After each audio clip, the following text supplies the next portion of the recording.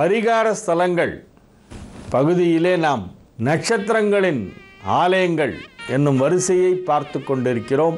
அனுஷ நட்சத்திரத்திற்கான ஆலயங்கள், மகிழ மரம் தலவிருட்சமாக உள்ள ஆலயங்கள் என்னும் வரிசை தொடர்ந்து கொண்டிருக்கிறது.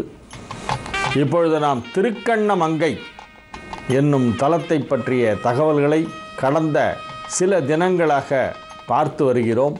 அதன் தொடர்ச்சியாக இன்றைக்கும் திருக்கண்ணமங்கை பற்றிய ஒரு சில தகவல்கள், மிக முக்கியமான விஷயங்கள் இருக்கின்றன. இத்தலத்திற்கு ஆழ்வார்கள் மங்களாசாசனம் செய்ததல்லாமல் மற்ற அடியார்கள் யாரெல்லாம் இங்கே பாடியிருக்கிறார்கள் என்பதை பார்த்தால், ஸ்ரீ முத்துசுவாமி தீட்சிதர் இந்த தலத்திற்கு ஒரு கீர்த்தனை பாடியிருக்கிறார். திருவாரூரிலே பிறந்த சங்கீத மும்மூர்த்திகளுள் ஒருவரான ஸ்ரீ முத்துசுவாமி தீட்சிதர் ஸ்ரீ பக்தவத்சல என்னும் ஒரு கீர்த்தனை இத்தலத்து பெருமாளின் பெருமைகளை வியந்து புகழ்கின்றார். வம்சவதி என்னும் ஒரு அபூர்வமான ராகத்திலே அது பாடப்பட்டிருக்கிறது. ராமலிங்க அடிகள், சிதம்பரம் ராமலிங்க சுவாமிகள் என்று சொல்லக்கூடிய வள்ளல் பெருமான் வடலூரிலே ஜோதியோடு கலந்த அந்த மகான் இத்தலத்திற்கு இங்கு எழுந்தருளியுள்ள தாயாரை பற்றி ஒரு பாடல் ஒன்று பாடியிருக்கிறார். பொதுவாக எல்லா சிவஸ்தலங்களிலும் வள்ளலாரின் பாடல் திருவருட்பா ஒன்று இருக்கும். பெரும்பாலான சிவஸ்தலங்களுக்கு சென்று அவர் அங்கே எழுந்தருளி இருக்கின்ற சிவனையும் அம்பாளையும் பாடியிருப்பார். முருகப்பெருமானால் ஆட்கொள்ளப்பட்டவர் அவர் இந்த பெருமாள் கோவிலுக்கு இங்கே பாடியிருக்கிறார். இந்த பெருமாளை வணங்கியிருக்கிறார். திருவள்ளூர் வீரராகவ பெருமாளுக்கு ஒரு 5 பாடல்கள் பாடியிருக்கிறார். திருக்கண்ணமங்கையிலே எழுந்தருளி இருக்கின்ற பக்தவத்சல பெருமாளுக்கும் அபிஷேகவல்லி தாயாருக்கும் வள்ளலார் பெருமான் அழகான சில பாடல்களை எல்லாம் பாடியிருக்கிறார்.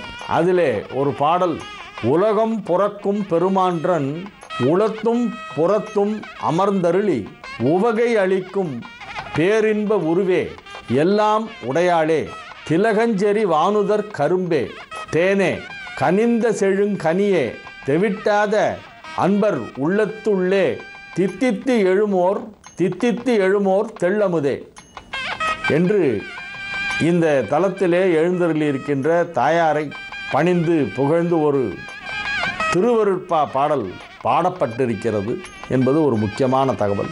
அது மட்டுமல்ல, அந்தகக்கவி வீரராகவ முதலியார் 100 பாடல்கள் பாடியிருக்கிறார். திருக்கண்ணமங்கை சதகம் என்று அதற்கு பெயர். ஏராளமான தனிப்பாடல்கள் பல்வேறு காலகட்டங்களிலே தமிழ் கவிஞர்களால் இத்தலத்திற்கு பாடப்பட்டிருக்கின்றது. அதிலே நீல நெடுங்கடலே நீலமணி குன்றமே கோலம் சுமந்தெழுந்த கொண்டலே என்னும் பாடல் மிகவும் அற்புதமான ஒரு பாடல். இவ்வாறு ஏராளமான பாடல்களெல்லாம் இந்த திருக்கண்ணமங்கையிலே எழுந்தருளி இருக்கின்ற பக்தவத்சல பெருமாளுக்கும் அபிஷேகவல்லி தாயாருக்கும் பாடப்பட்டுள்ளன.